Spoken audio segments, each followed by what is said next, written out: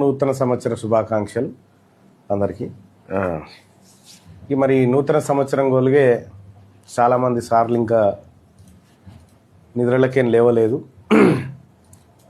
ఈ ఏడాది అంతా మీరు ఇట్లాగే నిద్రలు పోయి ఇక చెప్పుకుంటే పరుగు పోతుంది. కానీ